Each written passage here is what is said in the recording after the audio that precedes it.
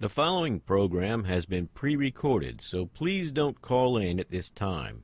If you wish to participate in the program, tune in at 5 p.m. every Wednesday for A Pause for Thought on Baton Rouge Community Radio.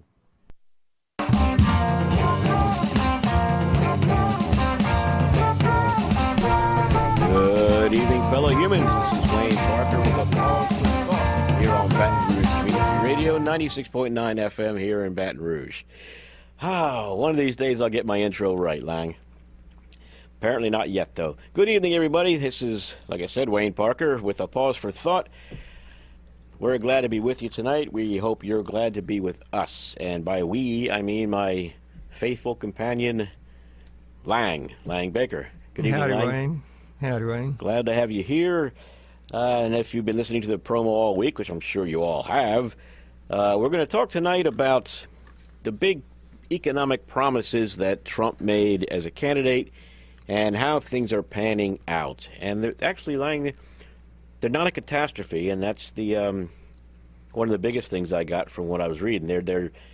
Nobody sees anything great, but they're fortunate and give Trump credit for not driving us into the ditch.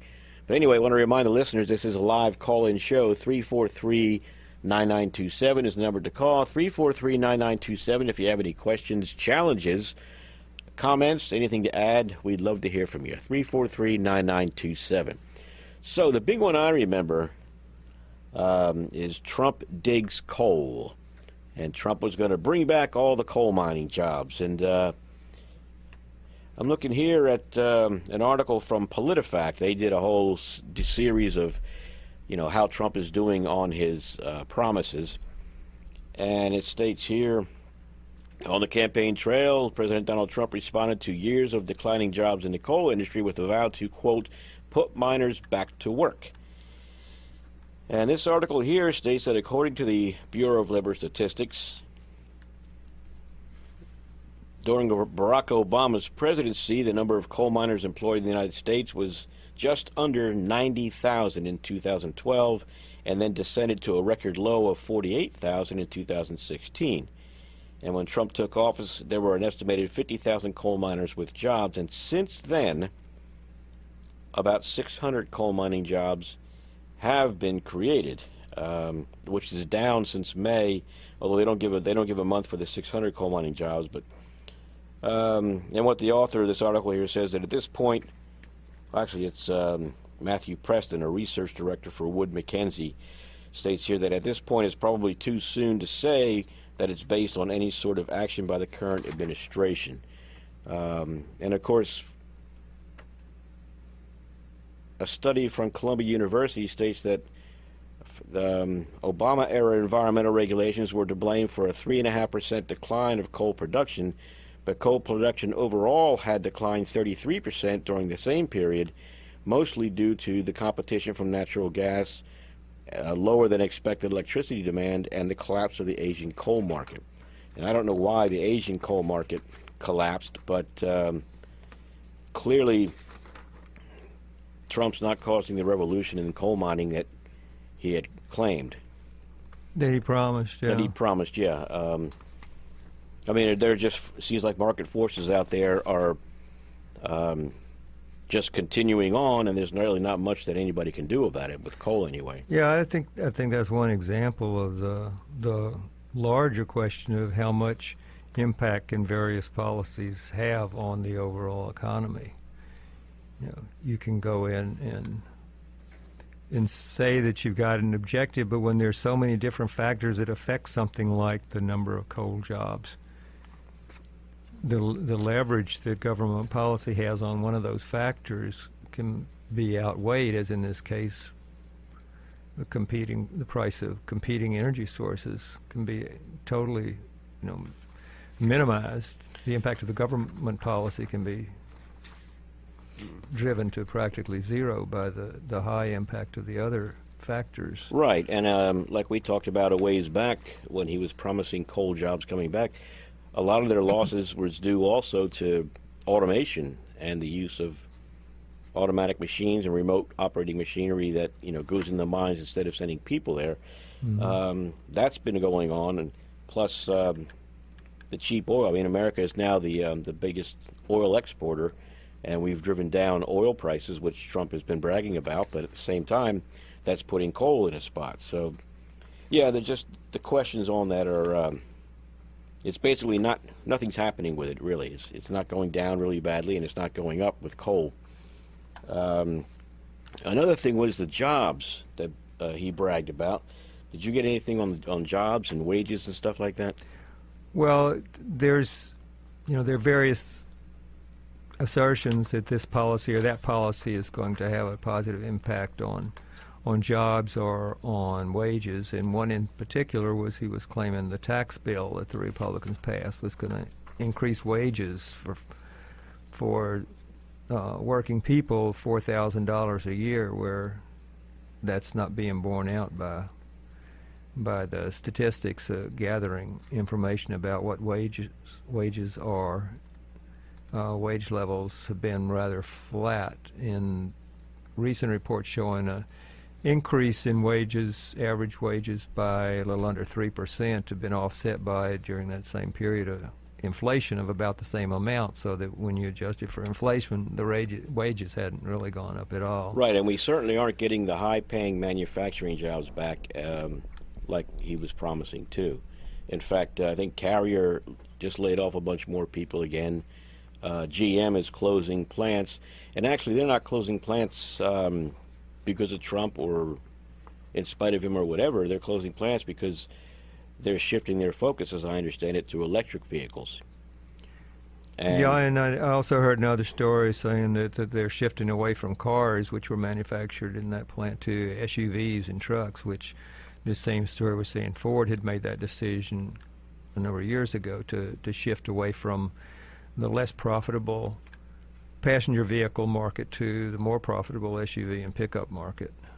Wow! So again, it's market-driven decisions rather than any government policy that's affecting that. Right. And well, there's an article here from Vox, "The Truth About the Trump Economy," and the subtitle states, "Did Trump unleash an economic miracle or take credit for Obama's work?" And I don't really want to talk much about who takes credit for what, but this article does state here that in July the economy clocked its 93rd uninterrupted month of growth, the longest stretch in American history. And of course, 93 months goes back well before Trump. So it says here that for the first time on record, there are more open jobs than job seekers. The unemployment rate is 3.9%. And the last time the unemployment rate was this low was in 2000 at the tail end of the Clinton boom. But the cheerful economic news is largely absent from worker paychecks, like you mentioned. Wage growth has been around 2.7% over the past year. And, of course, considering the surge in inflation, which is going to get worse, I guess, with the ballooning federal deficit and debt. And, of course, the Federal Reserve is raising interest rates now to pull back on the quantitative easing that brought us out of the Great Recession of 2008. Yeah, and again, I think it's difficult to sort out just what effects different policies are having,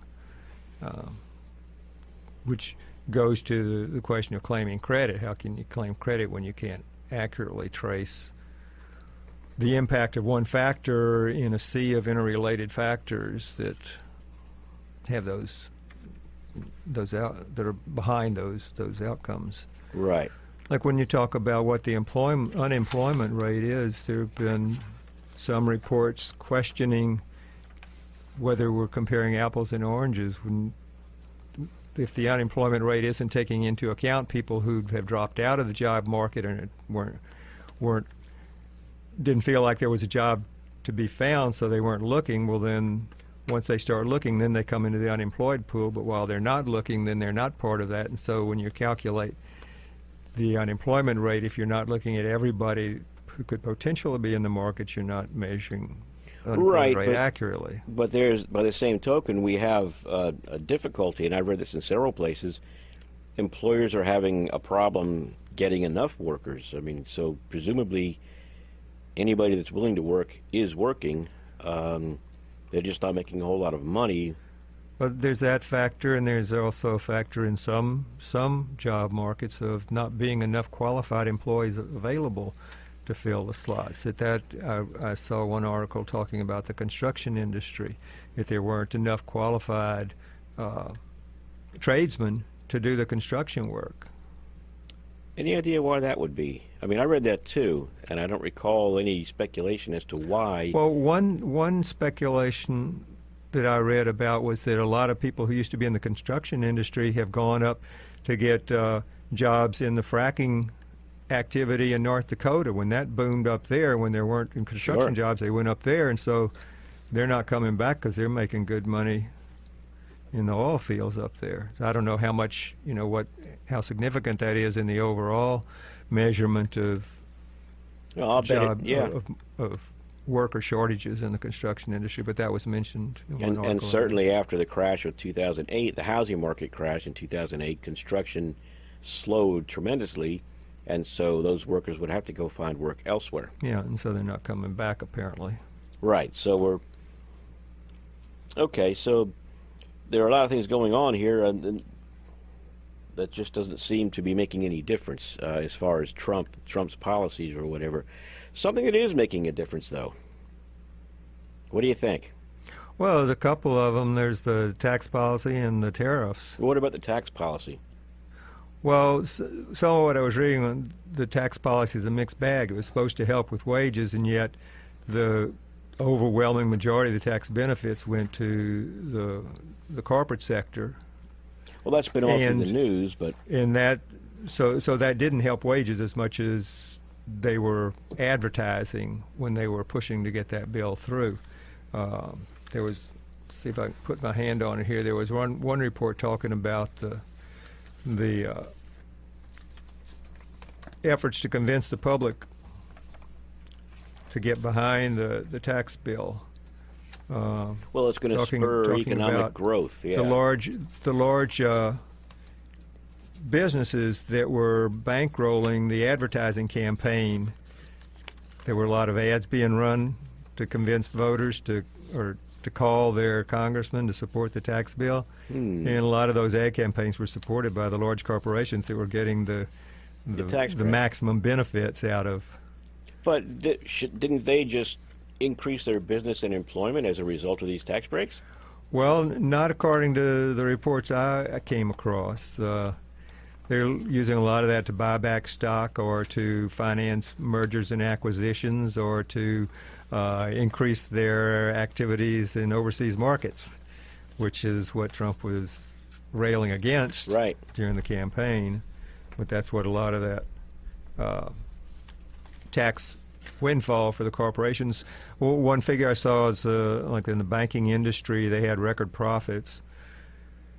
$60 billion in a certain quarter recently, and half of that was attributed to their tax breaks. So that would go a long way if it had been going into workers' pockets instead of into the big banks. Yeah, and something too that a lot of people I think don't think of is that profits in banking don't really generate wealth. They shift it around, or it's paper wealth basically. I mean, the true wealth of any country is from what the laborers do, what people do, either with their brains or with with new ideas or with natural resources. Wouldn't you agree? I mean, I'd have to spend a little time reflecting on just exactly what wealth is. Well, material wealth. If we're going to pause for conventionally, thought. Yeah. Well, we can't stop. We can't just sit here and think quietly about this and then. No, we can think out loud about it, though. Yeah. But if you're talking about wealth measured by dollars in the bank, or whether you're talking about in the value of land and real estate prices, well, you can talk about some wealth that's in that term, in air quotes here. The wealth of real estate values being driven up could be just through the competition of those who have acquired so much money they don't have anywhere else to put it, and so they're driving up the prices of the real estate by buying a bunch of... No, by wealth I mean tangible wealth. If you build something, that's wealth. That's something that it represents more than you had yesterday. Well, you could say it's it's wealth if you can put a price on it, and you can put a price on it only if there's a demand for it and there's somebody you can sell it to. And that's and true. So okay, suddenly okay, demand okay. collapses. There's no more wealth, then. but you still got all the material goods. And you as had Thoreau before. pointed out quite often that he didn't need to own any land to enjoy a wealth of land just by sitting there looking at it and loving it. In fact, he talked about a lynx in one of his, I think it was in Walden. He said he'd seen a lynx in the area or heard about a lynx in near his community, and he asked the guy about it, and the guy, he told the guy that he had seen the lynx, and the guy says, well, did you get the bounty? Yeah. And well, that's when you can cash in it and turn it into right. dollars, and then it becomes wealth, as long as it's still out there That's running what Thoreau free. was saying. He said that, something isn't worth anything until you can turn it into something that you really want, And or somebody else will pay you for that they want. Right, yeah. But he didn't want the $10. He was happy just to see the lynx hanging around it. Mm-hmm. So I see what you're saying there. But I guess for me, wealth is actually making things and creating things. Like I said, if you build a house, you have a house now. Right. If you've got a huge bank account, well, that's paper money that you can't eat it. You might light a fire with it, but it's not tangible. It's not real. It's backed by nothing. Even if you could get gold for it, you still can't eat gold. Yeah, it's according to what the social conventions are as to how you can use what you have to exchange with someone else who has something you want and they want what you've got. Right. But I'm just saying with banks, I guess they facilitate businesses, but a lot of times it just seems like they're making interest off of other people's efforts. Yeah, well, this reminds me of another one of Trump's promises, which was to break up the big banks and to reinstate Glass-Steagall, which, of course, he hasn't done. But has he even talked about that lately? I haven't heard him, but then I don't try to pay attention to everything he has to say. Right. But I haven't heard any of the news reports saying he's been tweeting about that. So, but to go back to the role of the banks in all this, what reminded me of Glass-Steagall is that was to separate the banks that provide, savings accounts and checking accounts and personal banking, and then there's the investment banks who are out there running the market up and down and trying to figure out how to play those games, and that's what got us into the Great Recession in the first place. Yep. Was all the slicing and dicing the mortgages where nobody knew what was supposed to be the wealth behind the paper. Right. And so Lack those of banks were oversight. engaged in creating a house of cards system of wealth that collapsed. Yeah, and I guess that's kind of what I'm getting at too. The banks may be doing well. The stock market up until the past month or so, maybe more than that, but the stock market had been doing well. But that doesn't necessarily, neither of those things really translates into more jobs and more economic activity for the people, you and me. Yeah, that gets back to trying to figure out what we're really talking about when we're talking about the economy and trying to put a measure on it of some kind, whether you're talking about the stock market or the GDP or wages. And thinking about that now, you brought that question up before we went on the air, and in thinking about it, let me try to remember that thought for a second while I remind the listeners. You're listening to Wayne Parker and Lang Baker here on A Pause for Thought. We're discussing the economic promises made by President Trump and the economic realities of today. How will the two compare? And it's too late. I forgot my thought. But, as far as the economy, and to me, I guess what's important regarding the economy, air quotes, is how well the working people are doing. That's the majority of Americans. We're all out here working, and are our efforts, are we able to work, number one, and are our efforts giving us a decent return for our daily livelihood as well as a future? And that's what I would call the economy, or the important part of the economy, is, are people working and are they making enough money net, in spite of inflation and everything? You could tell people that, the stock market is skyrocketing, it's hitting record highs, but if I'm not working, I don't care. Yeah. You know? Yeah, and then you get to whether you're talking about the economy in terms of how we can measure it, or whether we're talking about the economy in terms of how people feel about what their situation is. You know, and there you get to the question of expectations. You know, a Yeah. person may feel like the economy is good because their expectations are being met, and then if they change their mind about what their expectations are, and the economy objectively may be the same, but it no longer feels like a good economy to them because of their changed expectations or changed perceptions. Yes, So- those are the things that revolutions are made of, Yeah. or riots at the very least. Yeah, and so you could say, in that sense, the economy is in part dependent on what people believe, which in turn depends on what media they're watching and what information they're getting through the media that they're paying attention to. Yeah, speaking of that, this Vox article I looked at earlier says here that according to Gallup, 65% of Americans believe that this is a good time to find a quality job.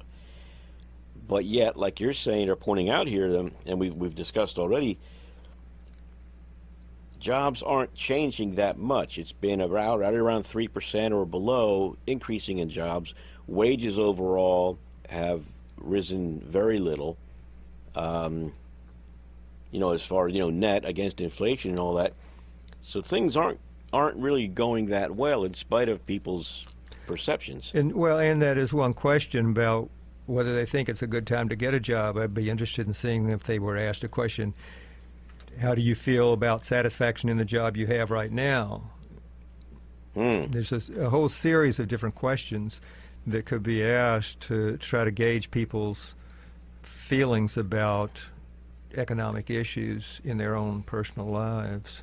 Okay. I mean, I've heard stories, I'm sure you two have too, lately in the media about people who are carrying a whole lot of student debt.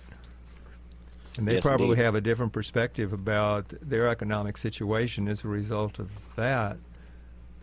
I'm sure in they their do, lives. especially since a lot of them can't get the jobs that they went to college to get, Yeah. and they're in all that debt for.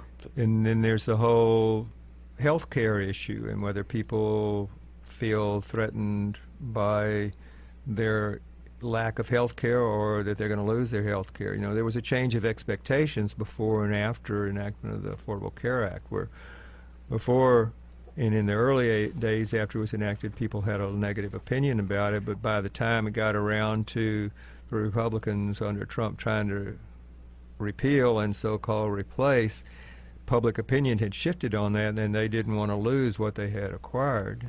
And I suspect that was at the very base, that was Obama's intention, was to get something in there and change public perceptions, the people's perceptions. So it's likely they'll never get rid of that. But yeah, you know, perception is very, very important. Of course, and like I was saying earlier, that if people perceive that things are better, isn't that just as good as things really being better? But like you say, if their false expectations are disappointed, then that could cause trouble. It could cause disgruntlement. Let's see, you know, Trump also promised farmers that he was going to get a handle on things. And as part of that effort, you know, I think about this when he says that we need to impose these tariffs because America is getting cheated and killed. I didn't hear our farmers complaining much about anything up until then. You know, it's like we seem to have a thriving farming sector already. You know, they seem to be doing okay. But now, with the retaliatory tariffs against Trump, there are some things going very, very wrong. And the Delta Farm Press, which is from the Mississippi Delta, there's an article here from August of this year, asked the question, could Brazilian soybeans supplant U.S. beans in China? And, of course, that was brought up when the tariffs were first started, and then China retaliated with their higher tariffs because Brazil is gaining very rapidly on the United States in soybean production. And as well as corn, actually. They're actually doing a little better than we are as far as they're getting two crops. They're getting a crop of soybeans, and then once they harvest that, they plant corn in the same areas. So they're getting a double crop yield each year now with that. And it's entirely possible that China will permanently shift over to Brazil's soybeans, as long as they can provide them with what they want.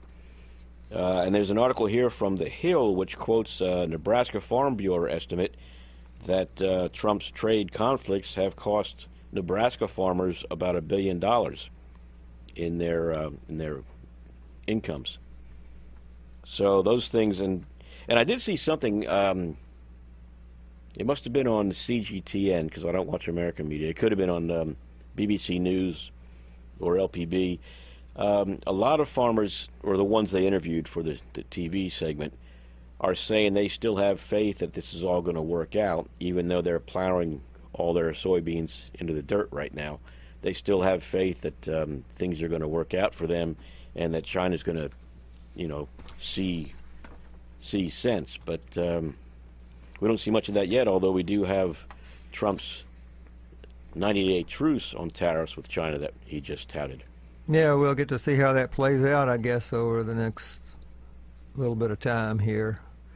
The stock market apparently reacted positively on the first reports on Monday, and then when the reports started coming out saying, well, China and the White House are saying two different things about what the agreements were, then on Tuesday the stock market went the other direction. So yes, market's closed today, so I guess tomorrow we'll see. Yeah, speaking of which, and I don't want to get us too far off subject again, has the stock market always closed during days when presidents' funerals were being held? I wouldn't know. I didn't recall that. I just kind of thought that was surprising that the stock market would close.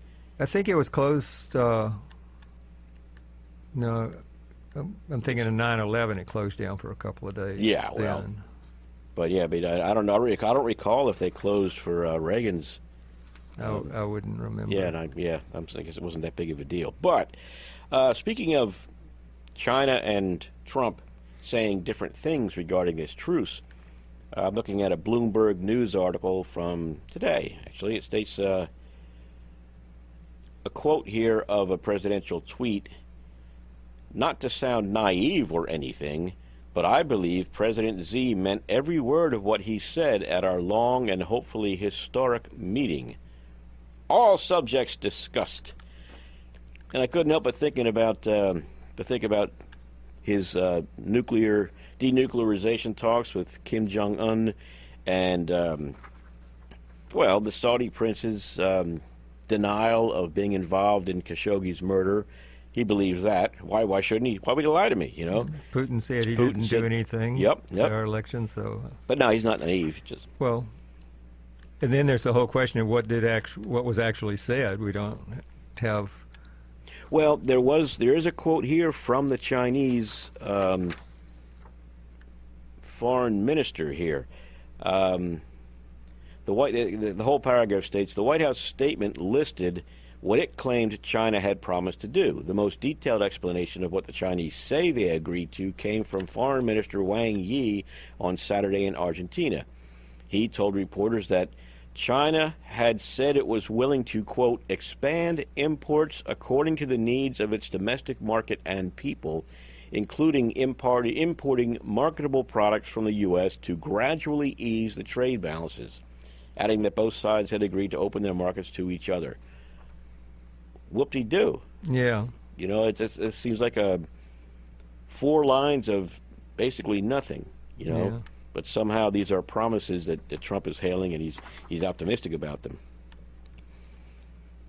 But they are starting, from what I understand, they are making concrete steps to think about or get ready to import soybeans and the like. So taking steps to take some steps. Yeah, take a step. Yeah, but the crop has already been destroyed, as far as I know. We don't have any more soybeans from this harvest, so I don't know. I don't know either. Yeah, well, whatever. Well, let's see. Anything of other note that you might have come up with? Well, one other promise he made regarding the economy was to raise taxes on the rich. He did say that, really? Yeah, he promised he was going to raise taxes on the rich. And, of course, he did the exact opposite. He cut taxes. Well, he was going to cut the deficit, too. He was going to cut the national deficit and debt in half, I think, in his first term, I think is what he said. And so you've got the Now he's going to increase the it tax bill that's running the debt higher, Yep. and then the trade wars that's going to slow down the economy and reduce revenues some more. Yeah, I just don't know what to say. Well, the thing is, promises are made that really are outside of the power of any individual, policy right? It's foolish to make actually those, produce. No, I mean, Yeah, but some they can make a promise that they actually could pursue, like raising taxes on the rich, but to say that you're going to increase coal jobs, there's so many other things that impact the employment in the coal industry that right. that's not a promise that anybody can really follow through on. No, that's true. That is really true. Anyway, we're out of time, Lang. So we got to go. Alrighty. You've been listening to Wayne Parker and Lang Baker here on A Pause for Thought. We on Baton Rouge Community Radio, 96.9 FM. And we got to go. You have a good evening.